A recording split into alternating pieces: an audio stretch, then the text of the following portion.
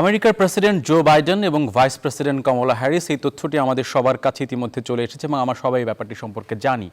যখন থেকে নির্বাচনের ফলাফল প্রকাশ হয়েছে এবং তারপর থেকে কিন্তু নতুন ধরনের আলোচনা শুরু হয়েছে। আসলে এই নির্বাচনে যারা জয়লাভ করলেন, এরপরে আমেরিকার নীতিতে কী ধরনের পরিবর্তন আসবে, বৈশ্বিক প্রেক্ষাপটে সেই নীতিগুলো কীভাবে কাজ করতে পারবে এবং পররাষ্ট্র নীতির ক্ষেত্রে কোনো পরিবর্তন আসলে সেটি আসলে বিশ্ববাসীর জন্য কীভাবে উপযুক্ত হবে, সেই সমস্ত বিষয়গুলো নিয়ে আমরা আজকে কথা বলতে চাই। আপনাদের সঙ্গে আছি আমি আশিকুর রহমান শ্রাবণ, আপনারা দেখছেন CSRM জনতন্ত্র গণতন্ত্র। আমাদের আজকে আলোচনার বিষয় আমেরিকার প্রেসিডেন্ট জো বাইডেন। আমাদের সঙ্গে যারা যুক্ত আছেন আলোচক হিসেবে, তাদের সঙ্গে প্রথমে আপনাদেরকে পরিচয় করাতে চাই। আমাদের সঙ্গে আছেন সৈয়দ মোহাম্মদুল্লাহ, সিনিয়র সাংবাদিক, তিনি নিউ ইয়র্ক থেকে আমাদের সঙ্গে যুক্ত হয়েছেন। আপনাকে স্বাগত জানাচ্ছি আজকের আলোচনায়। আমাদের সঙ্গে আরও যুক্ত আছেন মোহাম্মদ মালিক, CEO স্ট্যান্ডার্ড এক্সপ্রেস, আপনাকেও স্বাগত জানাচ্ছি। আমাদের সঙ্গে যুক্ত আছেন আয়েশা দেওয়ান, লেখক এবং রাজনীতি বিশ্লেষক, আপনাকেও স্বাগত। এবং আমাদের সঙ্গে যুক্ত আছেন আবুল বি খান, নিউ হ্যাম্পশায়ার অঙ্গরাজ্যের নির্বাচিত রিপ্রেজেন্টেটিভ, আপনাদের সবাইকে স্বাগত জানাচ্ছি। এবং যারা দর্শক আমাদের সঙ্গে যুক্ত আছেন, তারা চাইলে আমাদের সঙ্গে এই মুহূর্তে যুক্ত হতে পারেন এবং তারা চাইলে এখন এই মুহূর্তে ভার্চুয়ালি আমাদের সাথে যুক্ত হতে পারেন, সেখানে আপনাদের প্রশ্ন তর্কযুক্ত উপস্থাপন করতে পারেন। শুরুতে বলেছি, আসলে প্রেসিডেন্ট নির্বাচিত হওয়ার পরে বা এই ফলাফলটি ঘোষণা হওয়ার পরে অনেক ব্যাখ্যা শুরু হয়েছে, অনেক বিশ্লেষণ শুরু হয়েছে। আমরা আয়েশা দেওয়ানকে দিয়ে আলোচনা শুরু করতে চাই। আসলে মূল যে কথাটি হচ্ছে, ডোনাল্ড ট্রাম্পের সঙ্গে জো বাইডেনের সরকারের আসলে পার্থক্য কি কি ক্ষেত্রে হতে পারে, সে ব্যাপারে আপনার কি ব্যাখ্যা আছে? শুরুতে আপনাকে দিয়ে আলোচনা শুরু করি, আয়েশা দেওয়ান। ধন্যবাদ নিউজ 24 কে এবং আমাদের দেশের এবং বিদেশের সকল দর্শককে। বিভাজন যেটা হচ্ছে দুই সরকারের, আমরা জানি প্রথম থেকেই তাদের দুজনের রাজনৈতিক যেই মতাদর্শ ভিউ, সেটা পুরোপুরি আলাদা এবং দেশ চালানোর ক্ষেত্রেও সেখানেও আমরা অবশ্যই বিরাট একটা পরিবর্তন দেখব, বিশেষ কিছু ক্ষেত্রে অবশ্যই। আর তার মধ্যে যেটি আমি প্রথম ক্ষেত্রটি বলতে চাই, যেটা হচ্ছে হেলথ কেয়ারের ব্যাপারে বরাবরই একটা ডিফারেন্স থেকে গেছে। ডেমোক্রেটিক এবং রিপাবলিকান যে ভিউজ, আমাদের যে হেলথ ইন্স্যুরেন্স নিয়ে কথা হয় সবসময়, ওটা একটা বিরাট ফ্যাক্টর। এবং এই মুহূর্তে যেটা ওবামা কেয়ার আছে, সেটাকে ডোনাল্ড ট্রাম্প প্রথমবার যখন নির্বাচন লড়েছেন তখন থেকে উনি বলেছেন যে ওবামা কেয়ার উনি অ্যাবলিশ করতে চান, এবং সেটা গত 4 বছর ধরেই বলা হচ্ছে।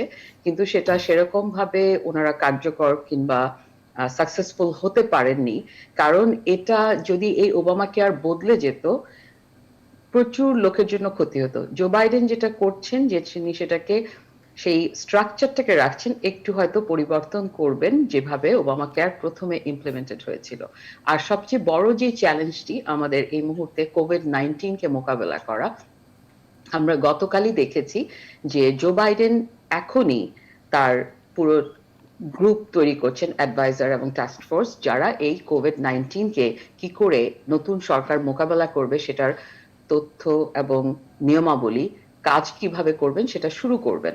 যেটা আমরা ট্রাম্প সরকারের সময় এই বিগত পুরো বছর ধরে যখন থেকে কোভিড শুরু হয়েছে, আমরা ভীষণভাবে দেখেছি ওটাকে মিনিমাইজ করা হচ্ছে এবং মিসহ্যান্ডেল করা হয়েছে ফেডারেল অ্যান্ড স্টেট রিলেশন গুলোর ক্ষেত্রে, এবং পুরোপুরি, আর যার কারণে আমরা সবচেয়ে হাইয়েস্ট রিস্ক কান্ট্রিতে পরিণত হয়েছে কোভিড এর জন্য এই মুহূর্তে।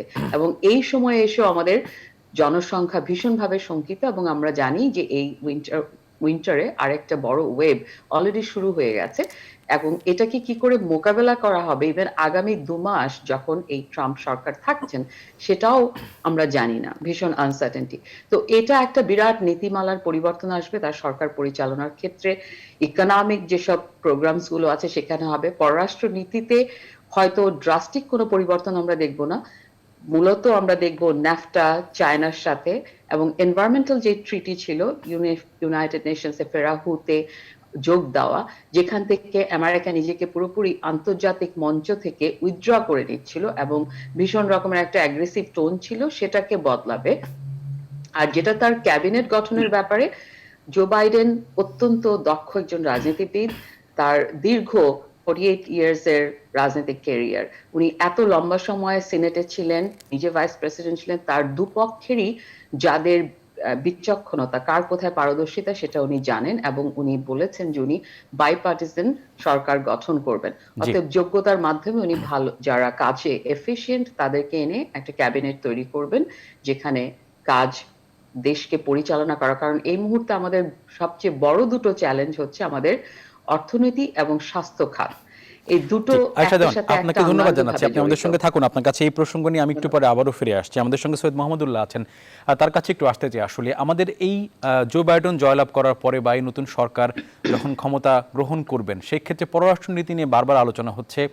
অভিবাসীদের জন্য যে কোনো নীতিমালা পরিবর্তন আসতে পারে কিনা, সেখানে কি ধরনের সুবিধা আসতে পারে, এই সমস্ত বিষয় নিয়ে অনেক আলোচনা হচ্ছে, অনেক প্রত্যাশার পারদ উঠেছে অনেক দূর পর্যন্ত। আর সেই জায়গায় আসলে আপনার কি ব্যাখ্যা আছে? এই প্রত্যাশা পূরণ করার ক্ষেত্রে প্রতিবন্ধকতা কি, চ্যালেঞ্জগুলো কি থাকবে বলে আপনি মনে করেন, সৈয়দ মাহমুদুল্লাহ?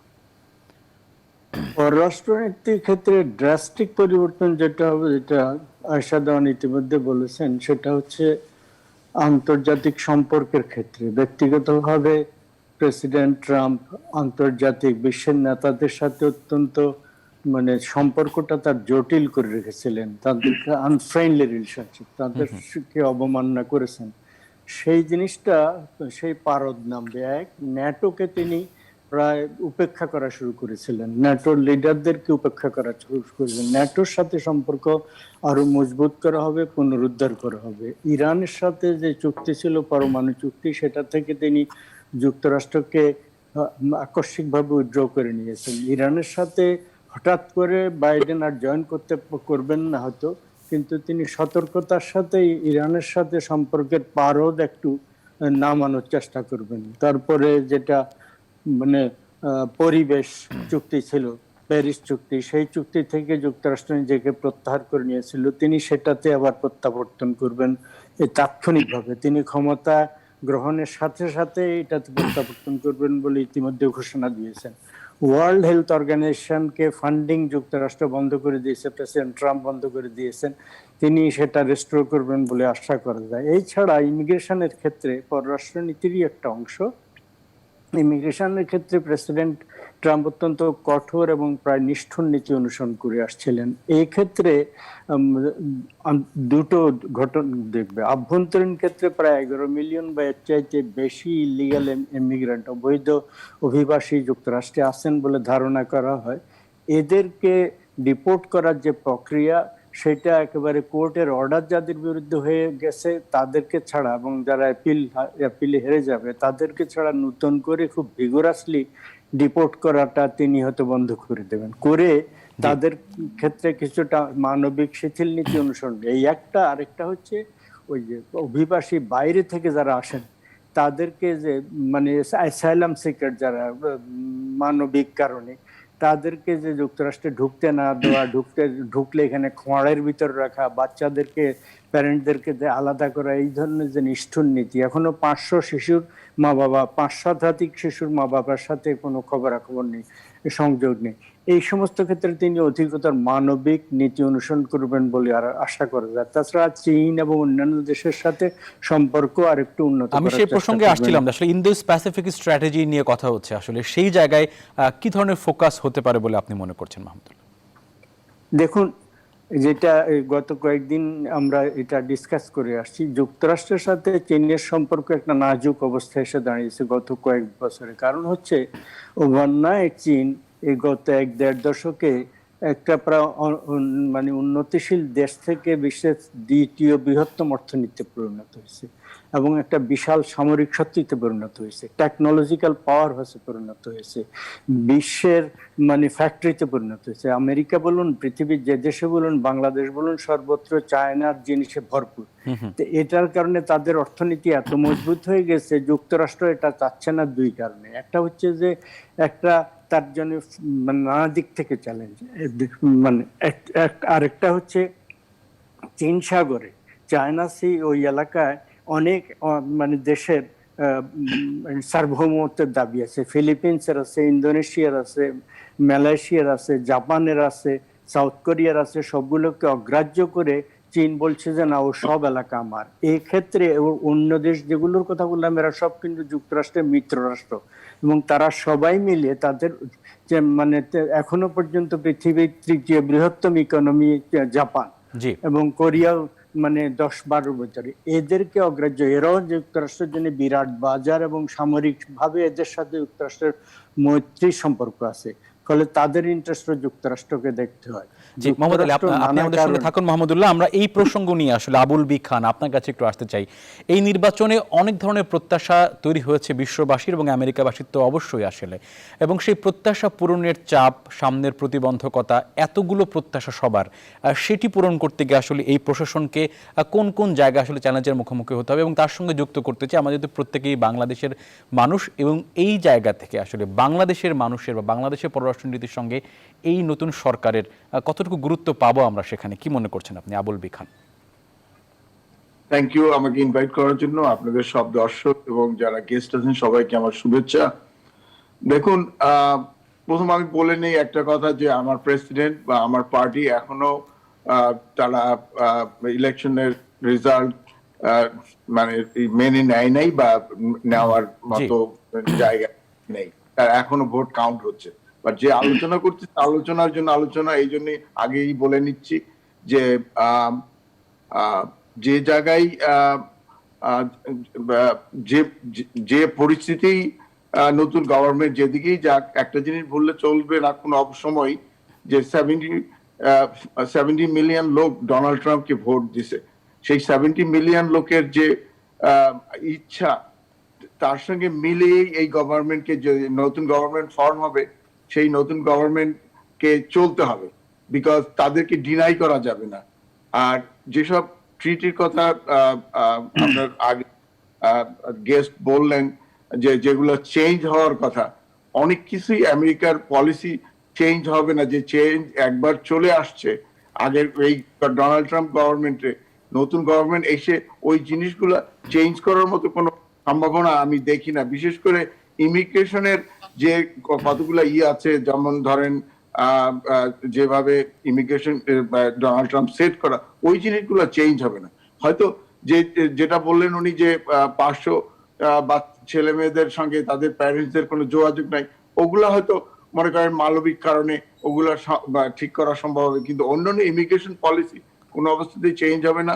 প্যারিস ট্রিটি চেঞ্জ হলে, এইসব জিনিস চেঞ্জ হলে, ধরেন আগামী ইলেকশনের তো বেশি দিন বাকি নাই, মাত্র 4 বছর, সবাইকেই আবার প্রশ্নের সম্মুখীন হতে হবে। যেসব চেঞ্জ আনলে তাদেরও আবার রিইলেক্টেড হতে হবে। কাজেই মনে করেন যে প্যারিস ট্রিটিতে আবার ফিরে গেলে আমাদের তার মানে অনেক আসলে মৌলিক জায়গায় খুব একটা পরিবর্তন হবে না বলে মনে করছেন আপনি আবুল বি খান? সেইভাবে মনে। আপনার কাছে এর সঙ্গে একটু ছোট্ট সম্পূরক প্রশ্ন আছে, আসলে এটা আমাদের সবারই প্রশ্ন, সবাই জানতে চাই যে আসলে আমেরিকার ইতিহাসে তো একজন প্রেসিডেন্ট নির্বাচিত হয়ে গেলে তাকে সাধুবাদ জানানোর সংস্কৃতি আছে, যেটি আসলে সে দেশে গণতন্ত্রের সৌন্দর্য। এখন পর্যন্ত ডোনাল্ড ট্রাম্প কেন সেটি করছেন না? আপনারা যখন পার্টির প্রতিনিধিত্ব করছেন, এই কথাগুলোকে আপনাদের ভিতরে আলোচনা হচ্ছে কিনা, আসলে এটির উত্তর কি দেবেন আপনি আমাদের কাছে আবুল বি খান? দেখুন, গত 4 বছরে ডোনাল্ড ট্রাম্পের এগেইনস্টে যেসব জিনিস হয়েছে আমেরিকায়, যেসব জিনিস ডোনাল্ড ট্রাম্প ফেস করছে, তারপরে দুই পার্টির যে একটা সমঝোতা এখনো তৈরি হয় নাই। সবাই একজন আরেকজনকে সন্দেহপ্রবণ পরিস্থিতির মধ্যে চলতেছে, সবাই সবাইকে সন্দেহ করে। জিনিসটা মানে সোজা ইসে বলতে হয় যে এয়ার এখনো ক্লিয়ার হয় নাই। এই ইলেকশনে বলেন বা 4 বছরে ডোনাল্ড ট্রাম্পের সঙ্গে অন্য ডেমোক্রেটিক পার্টির যে সম্পর্ক বা মিডিয়ার সঙ্গে যে সম্পর্ক, এই জিনিসগুলো এখনো মনে করেন যে ঠিক মতো জায়গায় পৌঁছায় নাই। আমি আশা করি হয়তো অনেক কিছুই ঠিক হয়ে যাবে, কিন্তু এই মুহূর্তে এখনো দুই পার্টির সঙ্গে, দুই দলের সঙ্গে, আপনার জাস্ট একটা ছোট্ট জিনিস বলি, 75 মিলিয়ন ভোট পেয়েছেন ভাইস প্রেসিডেন্ট জো বাইডেন, আর ডোনাল্ড ট্রাম্প পেয়েছেন 70 মিলিয়ন। সো জাস্ট চিন্তা করে দেখেন যে কিভাবে ডিভাইডেড আমাদের সোসাইটি, আমাদের দেশ, এবং এইরকম পরিস্থিতিতে একটু সময় লাগবে সবকিছু ঠিক হতে। আমি যেভাবে জি আবুল বি খান, আপনি আমাদের সঙ্গে থাকুন। আসলে আপনার বলা প্রসঙ্গ নিয়ে আমরা মোহাম্মদ মালেক আপনার কাছে আসতে চাই। আমরা এই আলোচনার শুরু থেকেই আসলে বলার চেষ্টা করছি, অনেকগুলো পরিবর্তনের প্রত্যাশা বিশ্ববাসী করছে। আবুল বি খান বলেছেন যে আসলে মৌলিক জায়গায় পরিবর্তনের সুযোগ খুব একটা থাকছে না আসলে, কারণ আমেরিকা তার একটি নীতিতে চলে এবং সেই নীতি খুব একটি পরিবর্তন করতে পারেন না প্রেসিডেন্ট যেই হন না কেন তিনি এসে আসলে। আর সেই জায়গায় তাহলে আসলে এই প্রত্যাশাগুলো কোন জায়গায় গিয়ে ঠেকবে? প্রথমত এই উত্তরটি আপনার কাছে চাই আমরা, মোহাম্মদ মালেক। ধন্যবাদ। আমি যেটি বলতে চাচ্ছি সেটি হলো যে আবুল বি খান যেমনটি বললেন যে মৌলিক নীতিতে তেমন কোন একটা পরিবর্তন আসবে না। হ্যাঁ, ড্রাস্টিক্যালি এটা আগে দুজন বক্তা কিন্তু বলে গেছেন যে একেবারে মানে একসঙ্গেই সব পরিবর্তন আসবে এমন কোনো কথা নয়। কিন্তু আমি যেটা মনে করি যে কিছু কিছু বিষয় আছে যে বিষয়গুলো পরিবর্তন হবেই এবং সেটা দ্রুতও হতে পারে। যেমন ক্লাইমেট চেঞ্জের যে বিষয়টি আছে, জলবায়ু পরিবর্তনের বিষয়ে ট্রাম্প বেরিয়ে এসেছেন প্যারিস চুক্তি থেকে, কিন্তু এইবারে নির্বাচনী ইস্যুতে আমরা বাইডেনের যে কর্মসূচিগুলো দেখেছি সেখানে কিন্তু one of the top priority ছিল ক্লাইমেট চেঞ্জের বিষয়। জলবায়ু পরিবর্তনে তিনি প্যারিস চুক্তিতে আবার ফিরে যাবেন যত দ্রুত সম্ভব, এবং এটা যারা জলবায়ু পরিবর্তনের মানে মূল দায়ী রাষ্ট্রগুলো তারা যাতে কন্ট্রিবিউট করে এবং তা নানাভাবে পদ্ধতি গ্রহণ করে বৈজ্ঞানিকভাবে এটিকে মোকাবেলা করে সে বিষয়ে আমেরিকা সবার আগে নেতৃস্থানীয় ভূমিকা নেবে এই ক্লাইমেটের এই প্রসঙ্গে। আর আরেকটি জিনিস হলো যে বর্ণবাদ প্রসঙ্গে সেটি তো আমি মনে করি যে দুজন ব্যক্তিকে আমরা যদি তুলনা করি, একজন ট্রাম্প আর একজন হলো জো বাইডেন। ট্রাম্প কিন্তু বর্ণবাদী মানুষ, হোয়াইট সুপ্রিমেসিতে বিশ্বাস করেন, এবং তিনি যে প্রেক্ষিতে নির্বাচন হলো, কোন আমেরিকাতে নির্বাচনটা এবার আমরা দেখলাম যে America sharply divided into two, এবং তার প্রধান কারণটাই ছিল বর্ণবাদ। তিনি যেমন বর্ণবাদ উস্কে দিয়েছেন, বর্ণবাদ উস্কে দিয়েই তিনি 2016-তে নির্বাচিত হয়েছেন। হোয়াইট সুপ্রিমিস্টদের ভোট ব্যাংক বানিয়েছেন, তাদের ভোটে তিনি নির্বাচিত হয়েছেন। এবারও কিন্তু উনি নির্বাচিত হয়ে কি করেছিলেন, পুরো জাতিকে আরো বিভক্ত করেছেন বড় আকার, এবং সেটা বর্ণবাদ ছিল প্রধান। ফলশ্রুতিতে আমরা কি দেখতে পাচ্ছি যে এই গত 4 বছর, বিশেষ করে এই যে নির্বাচনের বছরে 19 এবং 20-এ এসে কি দেখলাম আমরা, যে একদিকে পুলিশি নির্যাতনে একের পর এক কৃষ্ণাঙ্গকে হত্যা করা হচ্ছে, তার প্রতিবাদে ব্ল্যাক লাইভস ম্যাটার্স আন্দোলন বড় হয়ে গেছে, এবং তাকে প্রতিহত করার জন্য হোয়াইট সুপ্রিমিস্ট মিলিশিয়ারা তারা সশস্ত্রভাবে রাস্তায় নেমেছে, এবং প্রেসিডেন্ট ট্রাম্প উস্কে দিয়েছেন, তাদেরকে সমর্থন করেছেন। তো তাদের সমর্থনে পুষ্ট হয়েই কিন্তু এই সমস্ত ঘটনা ঘটেছে, এবং প্রাউড বয়েজের মতো সংগঠন, এবং তিনি সেই ভোটগুলো কিন্তু পেয়েছেন। জি না, আবুল বি খান যেমনটি বললেন যে ভোটের ব্যবধান, যে 70 মিলিয়ন ভোট তো তিনিও পেয়েছেন, এটি কিন্তু ওই যে পুরো জাতি গোষ্ঠীকে তিনি বিভক্ত করেছেন, সেই বিভক্তির ফল কিন্তু এটি।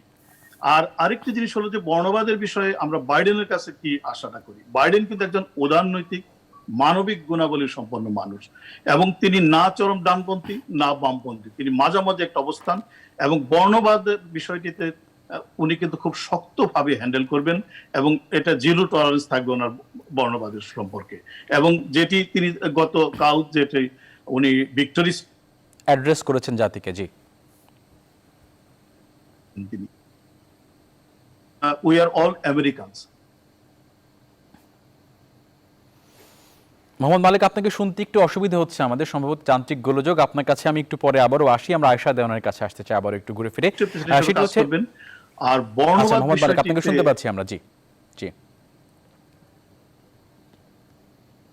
মোহাম্মদ মালিক, আপনাকে আমরা শুনতে পাচ্ছিলাম না মাঝখানে, এখন শুনতে পাচ্ছি আবারও, আপনি আপনার বক্তব্য শেষ করতে পারেন।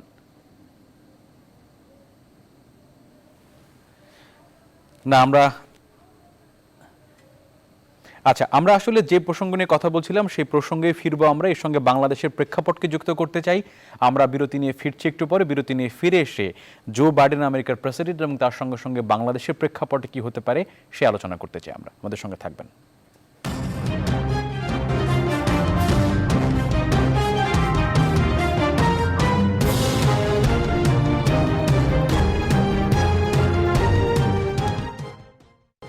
দর্শক, আবারও স্বাগত। আপনারা দেখছেন CSRM জনতন্ত্র গণতন্ত্র। আপনাদের সঙ্গে আছি আমি আশিকুর রহমান শ্রাবণ। আমরা কথা বলছি আমেরিকার প্রেসিডেন্ট জো বাইডেন এই প্রসঙ্গ নিয়ে। আসলে নির্বাচিত হওয়ার পরের পৃথিবীর বাস্তবতা কি হতে পারে এবং সেই দেশ এবং অন্য দেশের সঙ্গে সম্পর্ক কি সমীকরণ সেখানে থাকতে পারে। আমরা মোহাম্মদ মালিকের সঙ্গে বিরতির আগে কথা বলছিলাম। তিনি অনেকগুলো প্রসঙ্গ টেনে এনেছিলেন এবং তিনি বলেছিলেন যে কোন কোন জায়গায় পরিবর্তন তারা প্রত্যাশা করছেন। তিনি আবুল বি খানের বক্তব্যকে এক ধরনের ব্যাখ্যাও করছিলেন তার বক্তব্যের মধ্যে দিয়ে। মোহাম্মদ মালিক, আপনার বক্তব্যটি আমরা শেষ পর্যন্ত শুনতে চাই। জি, যেমনটি আমি বলছিলাম বর্ণবাদ প্রসঙ্গে, দেখুন বাইডেনের বর্ণবাদ প্রসঙ্গে বাইডেনের যে মনোভাবটি সেটি আমরা কিন্তু ক্লিয়ার দেখতে পাই যখন তিনি ভাইস প্রেসিডেন্ট হিসাবে, রানিং মেট হিসাবে কামালা হ্যারিসকে চুজ করেছেন। তার মানে কামালা হ্যারিস কিন্তু একটা ইতিহাস গড়লেন। তো এটি কিন্তু এই বাইডেনের জন্য বিশাল একটা পরীক্ষার বিষয় এবং চ্যালেঞ্জের বিষয় ছিল যে একজন নন হোয়াইট ওমেনকে, দুটি বিষয় কিন্তু খেয়াল করার এখানে, একটা হলো ওমেন আর একটা নন হোয়াইট, তাকে তিনি তার রানিং মেট হিসাবে নির্বাচিত করেছেন। এটা কিন্তু গতকালকে কামালা হ্যারিস সেটা বলেছেন যে Biden had an Audacity to choose me a women. তাহলে এই যে দেখেন যে বর্ণবাদ প্রসঙ্গে তার মানবিকতা, তার মানবিক গুণাবলীটা কোন জায়গায়। আর আরেকটা জিনিস হলো নির্বাচনে আমরা কি রায় পেয়েছি আসলে, সে রায়টি যদি আমি সংক্ষেপ আকার একবার বলতে চাই তাহলে hope, unity, decency and science. তার মানে হলো যে হোপ, নতুন একটা আশার সৃষ্টি করবে আমেরিকাতে, যে কারণেই জনগণ ভোট করেছে। সে আশাটা কি, যে হিলি বা যে ক্ষতর সৃষ্টি হয়েছে আমেরিকার সমাজ এবং রাষ্ট্রীয় জীবনে, সেটিকে, সেই ক্ষতকে দূর করে আমেরিকার সামনে যাবে। আমেরিকা, যে আমেরিকা শ্রেষ্ঠ আমেরিকা, সেই শ্রেষ্ঠ মোহাম্মদ মালিক, আপনার কাছে আমি আরেকবারও ফিরে আসবো, আসলে আপনার কাছে আমি আরেকবারও ফিরে আসবো, তখন আপনি এই প্রসঙ্গগুলো বলার সুযোগ পাবেন। আমরা একটু আয়েশা দেওয়ান আপনার কাছে আসতে চাই। আসলে আমরা আগের আলোচনা থেকে যদি জিস্ট নেই, যে ভাগ করো এবং শাসন করো নীতি নিয়ে আসলে ডোনাল্ড ট্রাম্প যেভাবে আগাচ্ছিলেন এবং তিনি যেভাবে শ্বেতাঙ্গ বর্ণবাদকে বা শ্বেতাঙ্গ সুপ্রিমেসিকে উস্কে দিয়েছিলেন, সেটি নির্বাচনে তিনি রায় পেয়েছেন, তিনি প্রচুর ভোটও পেয়েছেন। আবুল বি খান সেটাই বলছিলেন আসলে। তো সেই জায়গা থেকেই প্রত্যাশাগুলো বাস্তবায়ন করতে গেলে অনেক জায়গায় বাধাগ্রস্ত হওয়ার সম্ভাবনা আছে। আর সেই চ্যালেঞ্জগুলো বাস্তবায়নের ক্ষেত্রে আসলে কি করতে পারে বা কি হতে পারে বলে আপনি মনে করেন? আয়েশা দেওয়ান। ধন্যবাদ। তো এই কথাগুলো, আর আমরা যেটা জানি, আমি বলবো না পুরোপুরি বর্ণবাদের যেই রেসিজম, এই ব্যাপারটা নিয়েই ট্রাম্পের এই পুরো ভোট ব্যাংকটা এসেছে। আমরা যদি ভাগ করি বিভিন্নভাবে, যেটা ট্রাম্পের বরাবরই নীতিতে, উনি ওনার ব্যক্তিগত জীবনেও আমরা যদি দেখি, প্রেসিডেন্ট হবার আগে তার ব্যবসায়িক জীবনে উনি যেভাবে কাজ করেছেন, উনি একটা টিভিতে শো করতেন অ্যাপারেন্টিস বলে, এবং তার যে স্টাইল ছিল, উনি রাজনীতিতেও সেই স্টাইলটাকে নিয়ে আসার চেষ্টা করেছেন। কিন্তু যেটা ব্যাপার হচ্ছে যে রেসিজমটাকে কাজে লাগিয়েছেন যেখানে দরকার, যেখানে মানে আন্ডার প্রিভিলেজড পপুলেশনকে, যাদেরকে অর্ধশিক্ষিত সেটা বোঝানো যাবে, তাদেরকে বোঝানোর চেষ্টা করেছেন। কিছু কিছু জায়গায় উনি যেমন রিলিজিয়নকে বিরাট একটা ট্রাম্প কার্ড প্লে করেছেন, যে ধর্ম দিয়ে ডিভিশন তৈরি করেছেন। কিছু কিছু জায়গায় ফাইন্যান্স, অর্থনীতি এসছে। আমরা জানি যে গোটা আমেরিকাতে উনি বরাবরই ওনার কনসার্ন ওয়াল স্ট্রিটে ছিল। হ্যাঁ, ওয়াল স্ট্রিট একটা বিরাট পোর্শন আমাদের অর্থনীতির চাকাতে, কিন্তু উনি সেই পার্সেন্টেজটাকে ট্যাক্স ব্রেক দিয়ে তাদেরকে উনি খুশি রেখেছেন। তো এইভাবে ওনার ভোট ব্যাংকটা বিভিন্ন জায়গা থেকে এসছে।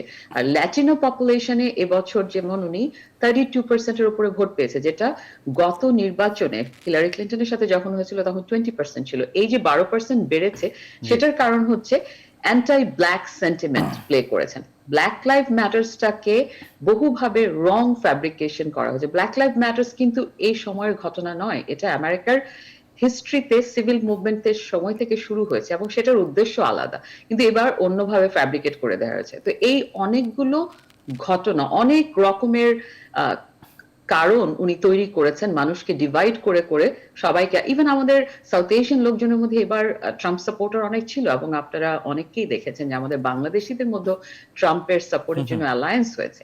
তো এগুলো কিন্তু নতুন ঘটনা, এগুলো করার পেছনে খুব একটা ইস্যু দিয়ে করেনি, বিভিন্ন রকমের কারণে করেছে। তো জো বাইডেন সরকারের, আমরা বরাবরই জো বাইডেনের যখন প্রথম থেকে ক্যাম্পেইন শুরু হয়েছে, উনি প্রথম থেকেই একটা কথা ভীষণভাবে বলেছেন যে রেড অ্যান্ড ব্লু আমেরিকা নয়, ইউনাইটেড আমেরিকা উনি চান, এবং উনি সেই দেশের প্রেসিডেন্ট। কমলা হ্যারিস বলেন এবং পুরো ডেমোক্রেটিক প্ল্যাটফর্ম থেকে বরাবরই এটা বলা হয়েছে।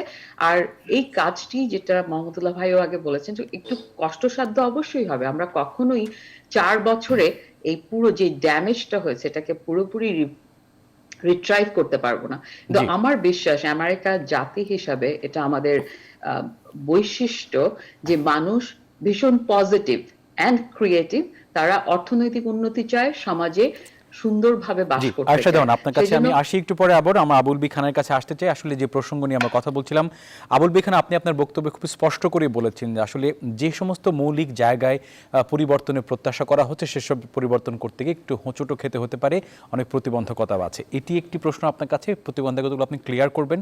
আর তার পাশাপাশি বাংলাদেশে বসে আমরা আলোচনা করছি, বাংলাদেশের পার্সপেক্টিভস, এখানকার পররাষ্ট্রনীতি বা আমাদের লাভ ক্ষতি নিয়ে আমরা অনেক কথা বলছি। আপনি সেখানে আছেন, আপনাকে অভিনন্দন আগেই জানিয়েছি আমি। আর সেই জায়গা থেকে আপনার ব্যাখ্যা কি হতে পারে, আবুল বি খান?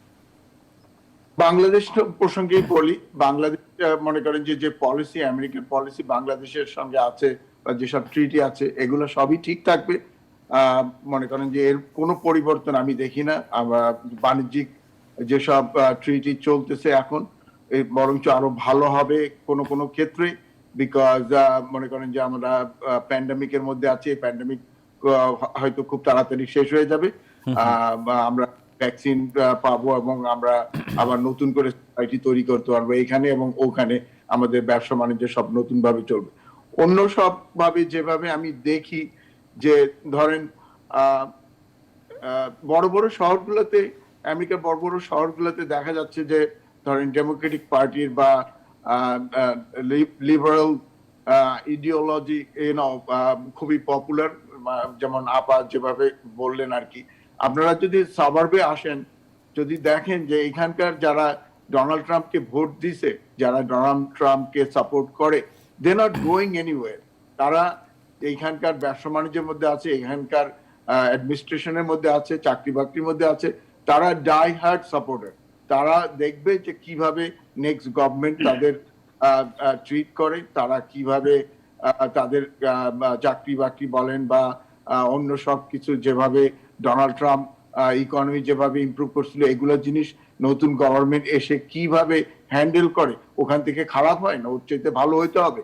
এইসব জিনিস অনেক কিছু দেখার বিষয় আছে। আপনারা বলবেন না যে গত প্যান্ডামিকের পরে এখন পর্যন্ত ইকোনমি যেভাবে আমাদের প্রেসিডেন্ট এই জায়গায় নিয়ে আসছে, ইটস রিমার্কেবল। যে অবস্থায় আমরা ছিলাম এপ্রিল, মে, জুন, ওই জায়গা থেকে এখন যে অবস্থায় নিয়ে আসছে, এটা তো ডোনাল্ড ট্রাম্প গভর্নমেন্টের পলিসি। আমি ওইটা করতে চাই না। গভর্নমেন্ট এর চাইতে যদি ভালো না করতে পারে, তখনই প্রশ্ন দেখা দেবে যে কি জন্য আমরা ভোট দিয়েছিলাম। সো এখনো মানে কোনো কিছু বিষয় অনেক কিছুই রয়ে গেছে। আমরা ফিউচারে আরো দেখব যে এখানে ধরেন গান কন্ট্রোলের বিষয় আছে, গান রাইটস এর বিষয় আছে, এগুলো অনেক কিছুই আমরা আগামী দিনে হিসাব নিকাশ রয়ে গেছে যে নতুন গভর্নমেন্ট আসতেছে এর জন্য। ধরেন আমরা যারা সাবার্বে থাকি, আমাদের আমেরিকার বিরাট একটা জিনিস আছে, গান রাইটস, সেকেন্ড অ্যামেন্ডমেন্ট। এগুলো জিনিস মনে করেন যে এই গভর্নমেন্ট কিভাবে নেবে এর উপরে অনেক কিছু নির্ভর করবে আগামী যে আসবে সেই ইলেকশনের উপরে, 2024 সালের ইলেকশনে। জি, আবুল বি খান, আপনাকে অনেক ধন্যবাদ জানাচ্ছি। আপনি আমাদের সঙ্গে থাকুন। আপনার কাছে আরেকবার আমরা আসবো ছোট্ট একটু সময় নিয়ে। আমরা সৈয়দ মোহাম্মদুল্লাহ আপনার কাছে একটু আসতে চাই। আসলে আমাদের যদি বাংলাদেশের পার্সপেক্টিভস নিয়ে কথা বলি, আজকে আমাদের প্রায় সব গণমাধ্যমে রিপোর্ট করছে এবং সেই রিপোর্টগুলো তারা বলার চেষ্টা করছেন যে বাণিজ্য সম্পর্ক বৃদ্ধি, রোহিঙ্গা ইস্যু আমাদের এখানে খুবই একটা ভালনারেবল ইস্যু হয়ে আছে, সেখানে আমেরিকার নীতি এবং নতুন সরকার আসলে সেখানে আমাদের কি কি সুবিধাজনক জায়গা হতে পারে, এই সমস্ত বিষয় নিয়ে আমরা অনেক কথা বলছি। আপনারা সেই জায়গায় আছেন, সেখান থেকে আপনাদের ব্যাখ্যা কি আছে এই সমস্ত প্রসঙ্গ নিয়ে? সৈয়দ মোহাম্মদুল্লাহ। বাংলাদেশের সাথে যুক্তরাষ্ট্রের সম্পর্ক মোটামুটি দীর্ঘদিন থেকে বেশ ভালো। এই সম্পর্কটা অব্যাহত থাকবে। বাংলাদেশ থেকে যুক্তরাষ্ট্র কিছু সুযোগ সুবিধা অতিরিক্ত চাচ্ছে, সেটা হচ্ছে আমাদের সমুদ্র সীমায় তারা বেশ কিছু সুযোগ চাচ্ছে তাদের নৌবহরের জন্য, এবং কিছু কিছু এগুলো অলিখিত আছে, দুই সরকার ভিতরে গোপন, কোনো সরকার এটা প্রকাশ করছেন না। সেগুলো তারা বৃদ্ধি করার চেষ্টা করছে এবং সেটা একটা কারণ, সেই স্বার্থের কারণে তারা মূলত রোহিঙ্গাদের ব্যাপারে, মানবিক কারণের চাইতো সেটা একটা প্রধান কারণ যে রোহিঙ্গাদের ব্যাপারে তারা বেশ মানে বাংলাদেশকে ভালো সমর্থন দিয়েছে, ভোকাল সমর্থন এবং অর্থনৈতিক সাহায্য দিয়েছে। কিন্তু গতকাল কেউ যেন বললেন $200 মিলিয়ন, এটা $200 মিলিয়ন না। তো যুক্তরাষ্ট্রে এখন এত টাকা নাই যে বাংলাদেশকে আকস্মিকভাবে $200 মিলিয়ন দিয়ে দেবে। যাই হোক, কিন্তু তারা বেশ আমাদেরকে সাহায্য দিচ্ছে। এর চাইতে বেশি মানে আর জিএসএ নিয়ে যেটা গত কয়েক বছর থেকে যে সমস্যা হচ্ছে, ওবামা আমল থেকে, সেটা হচ্ছে বাংলাদেশের গার্মেন্ট ফ্যাক্টরিতে কর্মচারীদের জন্য যে মানবিক সুযোগ সুবিধা, কাজের যে অবস্থা, সেটা ইমপ্রুভ করার জন্য তারা যে দাবি জানিয়েছিল সেটা বাংলাদেশ অনেকটা পালন করছে। কিন্তু পালন করার পরেও যুক্তরাষ্ট্র আমাদেরকে সেই সুবিধাটা দিচ্ছে না। আশা করা যাচ্ছে এইবারে হয়তো সেটা রেস্টোর হতে পারে। কিন্তু আমাদের সম্ভবত আরেকটা জিনিস নিয়ে কথা বলা উচিত। আমরা তো আজকে হচ্ছে the day after, we have to have a delicate dance. অত্যন্ত ক্রুশাল একটা সময় আসছে যে এই সরকার ইনি জিতেছেন, ক্ষমতা নেবেন, কিন্তু তারা যেটা খান সাহেব বললেন যে 70 মিলিয়ন 74 মিলিয়ন ভোট, 4 মিলিয়ন ভোটের ব্যবধান, এটা একটা বাস্তবতা আছে এবং এটার অনেক কারণ। খালি যে উনি মানে শ্বেতাঙ্গ আধিপত্যবাদ উস্কে দিয়ে ওটা বলছেন করেছেন তা না, যেমন মিস দেওয়ান বললেন, অন্যান্য নানা ইস্যুকে কেন্দ্র করে, ফলে ওই কনস্টিটিউয়েন্সি আছে। এবং এই ব্যক্তি বলছেন সম্ভবত তার পক্ষ থেকে এই লোকজন বলা শুরু করছে তিনি নিজে হয়তো আবার অ্যানাউন্স করবেন 4 বছর পরে তিনি সুস্থ থাকলে, জীবিত থাকলে আবার পুনর্নির্বাচনে দাঁড়াবেন। কিন্তু যতদিন তার শ্বাস আছে, কথা বলার শক্তি আছে, তিনি তার বেসকে উত্তেজিত করে রাখতে থাকবেন। ফলে এইটা তাকে মানে খুব ভালোভাবে খেয়াল রাখতে হবে। এই একটা। আরেকটা হচ্ছে হাউসে মেজরিটি অনেক কমে গেছে, এখনো মেজরিটি তারা বহাল রাখতে পারবে বলে আশা করা যাচ্ছে, কিন্তু এখনো তো শেষ হয়নি। হাউসে যদি মেজরিটি থাকে, সেনেটে তো আরো দুটা পেলে, কিন্তু দুটাই পাবেন এটা আশা নেই। সেখানে যদি না থাকে প্রচন্ড বাধা সৃষ্টি করবে। যতই উনি ইউনাইটেড নেশনের কথা বলুন না কেন, রিপাবলিকানরা তাদের স্বার্থ জলাঞ্জলি দিয়ে বা স্বার্থের সাথে অনেক প্রতিবন্ধকতা তারা তৈরি করার চেষ্টা করবেন, নন স্টপ করবে। ফলে এক্সিকিউটিভ অর্ডার কিছু আসছে অতি দ্রুত। একটা হচ্ছে ঢাকা ডিমার্স অ্যাক্টের মাধ্যমে যেটা ওবামা করেছিলেন, যে শিশু অবস্থায় মানে অপরিণত বাচ্চা কাচ্চাদেরকে মা বাবা ইলিগাল ইমিগ্রেন্ট হিসেবে দেশে নিয়ে এসেছিল, তারা এখন বড় হয়েছে, অ্যাডাল্ট হয়েছে, তাদেরকে এক্সপেল না করা, ইমিগ্রেশনকে মোটামুটি সুসহ রাখা। মাহমুদুল্লাহ, আমাদের সময় কিন্তু খুব একটা বেশি হাতে নেই। শেষের দিকে আপনার শেষ বাক্যটি বললে আমরা পরবর্তী আলোচকদের সঙ্গে অল্প অল্প করে কথা বলার সুযোগ। এই আর কি। ফলে ওনার সামনে অনেক চ্যালেঞ্জ আছে এবং ওনাকে খুব ডেলিকেটলি আগাতে হবে। কিছু ব্যাপারে তিনি তাৎক্ষণিক পদক্ষেপ নেবেন, কিন্তু সব ব্যাপারে তিনি নেবেন না। তিনি ভাইস প্রেসিডেন্ট কমলা হ্যারিসকে যে তার রানিং মেট করছেন, এটা দুটো কারণ আছে। একটা, তিনি নিজে আমরা এই আলোচনাটি অন্য কোনো দিন করার সুযোগ পেলে আমরা অবশ্যই করব। সৈয়দ মাহমুদুল্লাহ, আপনি আমাদের সঙ্গে যুক্ত হয়েছেন, আপনাকে ধন্যবাদ জানাচ্ছি। আমরা মোহাম্মদ মালিক আপনার কাছে আসতে চাই।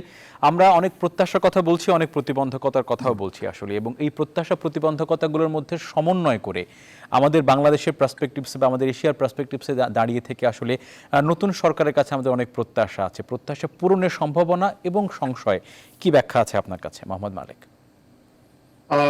দেখুন, বাংলাদেশের সঙ্গে বা বাংলাদেশের প্রত্যাশা আমেরিকার কাছে কিংবা আমেরিকার সঙ্গে বাংলাদেশ সম্পর্ক, বিষয়টি মাহমুদুল্লাহ ভাই খুব চমৎকার বর্ণনা করেছেন। আমিও মনে করি যে অ্যাকচুয়ালি বাংলাদেশের ক্ষেত্রে তাই ঘটবে, বরং একটু ভালো হতে পারে, খারাপ হওয়ার কোনো অবকাশ নাই, কারণ স্ট্র্যাটেজিক্যালি বাংলাদেশকে আমেরিকার দরকার।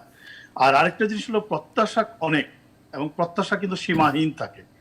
তো প্রত্যাশা পূরণে কিন্তু প্রেসিডেন্ট এককভাবে কিছু করার নেই। আমেরিকার মানে পাওয়ার ব্যালেন্সটা এমনি একটা জিনিস যে তিনটা অঙ্গ গভর্নমেন্টের পারস্পরিক ভাবে এমন ভাবে তৈরি করা হয়েছে যে এককভাবে একটি অঙ্গ কোনো কিছু করতে পারেন না। প্রেসিডেন্ট যেমন তার এক্সিকিউটিভ পাওয়ার থাকবে, আবার হাউজের থাকবে তার লেজিসলেচার পাওয়ার, আবার সুপ্রিম কোর্টের পাওয়ার থাকবে। এখানে একটা ব্যালেন্স করতে হয়। তো যেটি এবার আমরা আশা করতে পারি যে হাউস অফ রিপ্রেজেন্টেটিভস কিন্তু মেজরিটি এসে গেছে, এবং সিনেটে কিন্তু একটা সম্ভাবনা আছে। সে সম্ভাবনাটা কি রকম, যে জর্জিয়াতে দুটি আসন আছে যেখানে রান অফ ভোট হবে। রান অফ ভোট হলো যে সেখানে যদি কোনো একজন প্রার্থী যিনি সর্বোচ্চ ভোট পেয়েছেন নির্বাচনে, তিনি যদি 50%-এর কম ভোট পেয়ে থাকেন, তাহলে আবার পুনর্নির্বাচন হয়। কাজে জর্জিয়ার দুটি আসনে জানুয়ারিতে ফার্স্ট উইকে আবার নির্বাচন হবে। এখন তো 48 আছে সিনেটে। ওই দুটি আসন যদি ডেমোক্রেটরা নিতে পারে তাহলে কিন্তু ডেমোক্রেটের মেজরিটি হবে। আর ভাইস প্রেসিডেন্টেরও কিন্তু একটি ভোট আছে সিনেটে। কাজে সিনেট এবং হাউস যদি দুটি থাকে প্রেসিডেন্টের পক্ষে, এবং সুপ্রিম কোর্ট তো নাই, সেখানে তো 6-3 মেজরিটি হলো রিপাবলিকানদের। তো সেই হিসাবে একটা মোটামুটি প্রেসিডেন্ট একটু স্বচ্ছন্দভাবে কাজ করতে পারবেন। না হলে কিন্তু শুধু এক্সিকিউটিভ অর্ডার দিয়ে তাকে চলতে হবে। সেই এক্সিকিউটিভ অর্ডার দিয়ে কিন্তু বড় বড় কোনো কাজ তেমন ভাবে করা যাবে না। তবু আমরা মনে করি যে একটা বিগিনিং, অর্থাৎ শুরু হলো ভালো কিছু, সেটি আমাদের মানে আশার কথা আর কি। জি, আপনাকে ধন্যবাদ জানাচ্ছি। আমরা আশা দেওয়ান আপনার কাছে একটু ফিরে আসি আবারও। আমরা যে প্রত্যাশা জায়গা থেকে কথাগুলো বলছি, আমরা রোহিঙ্গা সংকটের বিষয় নিয়ে আলোচনা করেছি, এবং সেখানে আপনার আসলে ইনপুট দেওয়ার কোনো জায়গা আছে কিনা, কারণ আপনারা সবাই বলছেন যে আসলে আমাদের ভূ রাজনৈতিক বাস্তবতায় বাংলাদেশ খুবই ইম্পর্টেন্ট, সমুদ্র সীমা সেখানে আছে, ওদিকে মায়ানমারের সঙ্গে আমেরিকার সম্পর্ক কিন্তু খারাপ নয়, সেই জায়গা থেকে আপনার এইখানে কোনো ব্যাখ্যা আছে কিনা আয়েশা দেওয়ান? ধন্যবাদ। ব্যাপারটা যেটা সবাই মাহমুদুল্লাহ ভাই যেটা বললেন, আমি সেটার সাথে সহমত পোষণ করি যে বাংলাদেশের সাথে রোহিঙ্গা ইস্যুটাকে আমেরিকা বরাবরই খুব সিম্প্যাথি নিয়ে দেখছে এবং সাপোর্ট করছে, যেটা ডোনাল্ড ট্রাম্পের সরকারে হচ্ছে এবং আগামী বাইডেন সরকার অবশ্যই সেটা বেশি হবে। একটাই জিনিস যেটা আমি আমার অবজারভেশন থেকে বলতে পারি যে হয়তো রোহিঙ্গাদের সাথে মায়ানমারের সাথে যে সম্পর্কটি আমেরিকায় ডোনাল্ড ট্রাম্প সরকারের সময় যেরকম ছিল, হয়তো সেখান থেকে কিছুটা হয়তো শিথিল হতে পারে, একটা প্রেশার হয়তো ডেমোক্রেট সরকার থেকে দেওয়া হতে পারে বাংলাদেশের সাথে যেই ট্রিটিগুলো বাংলাদেশ যেটা চাইছে মায়ানমারের দিক থেকে পাওয়ার জন্য, সেখানে হয়তো বাংলাদেশকে সেই জায়গাগুলোতে সাপোর্ট দেবে। এবং এটার সাথে আরেকটা জিনিস আমি যোগ করতে চাই যে ভারতের সাথে যে অ্যালায়েন্সমেন্ট আমাদের আছে, বাংলাদেশ ভারত মিলে যেই সেই অঞ্চলে, সেখানে ভারতের সাথে আমাদের যুক্তরাষ্ট্রের এখন পররাষ্ট্র সম্পর্ক খুবই ভালো এবং আজকে সকালেই আমরা দেখেছি নরেন্দ্র মোদী অলরেডি বাইডেনকে অভিবাদন বার্তা পাঠিয়ে দিয়েছেন। তো সেখান থেকে আমরা আশা করছি যে এই যে অ্যালায়েন্সটা, সেখান থেকে বাংলাদেশ আরো উপকৃত হবে এবং মায়ানমারের রোহিঙ্গা ইস্যুটিতে আরেকটু বেশি আমরা সহযোগিতা পাবো। সহযোগিতা এখন যেটা আছে তার থেকে আরেকটু বাড়বে। জি, আমাদের হাতে আর মাত্র 2 মিনিট সময় আছে। আবুল বি খান কি আমাদের সঙ্গে আছেন কিনা? আমি তাকে এই মুহূর্তে দেখতে পাচ্ছি না। উনি আমাদের সঙ্গে ছিলেন কিন্তু এখন এই মুহূর্তে আমাদের সঙ্গে নেই। তাহলে এই 2 মিনিটটি আমরা তিনজনের মধ্যে আবার একটু ভাগ করতে চাই অল্প অল্প করে। আমরা সৈয়দ মাহমুদুল্লাহ আপনার কাছে একটু আসতে চাই। সেটা হচ্ছে যে স্বপ্ন দেখেছিল এবং যে বিভাজনটি তৈরি হয়েছিল এবং সেই স্বপ্ন এবং বিভাজনের মাঝখানে এই মেলবন্ধনটি তৈরি করার দায়িত্ব আসলে কিভাবে বা কারা নিবে আসলে, সেক্ষেত্রে ছোট্ট করে আপনার কি ব্যাখ্যা থাকবে সৈয়দ মাহমুদুল্লাহ? এটা প্রেসিডেন্ট যথেষ্ট উদ্যোগ নিতে পারেন, তিনি উদ্যোগ নেবেন, ডেফিনেটলি তিনি চেষ্টা করবেন এবং তিনি মোটামুটি সহযোগিতার মাধ্যমে রাজনীতি করা প্র্যাকটিস করেছেন সারা জীবন, সেটা ওনার থাকবে। কিন্তু এক্ষেত্রে রিপাবলিকানদের অ্যাটিটিউড কিন্তু ভালো না। তারা যতই দুই একজন ভালো কথা বললেও তারা সব সময় কেবল যে ডোনাল্ড ট্রাম্পই এরকম তা না, তাদের মধ্যে কট্টর অপিনিয়নটা, এবং তারা আরো একটা কারণ, তাদের যে ইলেকটোরেটকে ডোনাল্ড ট্রাম্প অনেক বেশি কট্টর করেছেন, তারা পুনর্নির্বাচনের জন্য ওদের কাছেই যেতে হবে। ফলে এখন তারা রিপাবলিকান লেজিসলেটর যারা সেনেটর হাউসের মেম্বার, তারা ওইটাকে খেয়ালে রেখে তার ডোনাল্ড ট্রাম্প থ্রেটটাকে খেয়ালে রেখে তার সাপোর্টারদের সমর্থনের দিকে নজরে রেখে পলিসি করবে। ফলে খুব একটা প্রেম ভালোবাসার মতো সম্পর্ক হবে, এটা বাস্তববাদী আশা নয়। আমরা আশা করা উচিত, কিন্তু আশা সেটা করার মতো সঙ্গত কোনো ভিত্তি নেই। জি, মোহাম্মদ মালিক, আপনার প্রত্যাশা কি? আমার প্রত্যাশা আসলে সেটাই, যে বিভক্তি আছে এবং সেই বিভক্তির কারণে আমেরিকার ভাবমূর্তি আন্তর্জাতিক ভাবেও যে ক্ষুণ্ণ হয়েছে, বিশ্ব নেতৃত্ব আমেরিকার কাছ থেকে চলে গিয়েছে। তো আমরা আশা করি যে অভ্যন্তরীণ ভাবে যেমন বিভক্তি দূর করার একটা প্রয়াস থাকবে এবং সেই প্রয়াসের কারণে শতভাগ সাফল্য না হলেও বিভক্তি থাকবে, মতভেদ থাকবে। আপনাদের তিনজনকে অনেক ধন্যবাদ জানাচ্ছি এবং আবুল বি খান তিনি আমাদের সঙ্গে যুক্ত ছিলেন, তাকেও ধন্যবাদ জানাচ্ছি। আজকে আমাদের সময় শেষ, অন্য কোনো দিন এই প্রসঙ্গে আবার কথা বলবো। সবাইকে শুভরাত, কালকে আবার দেখা হবে।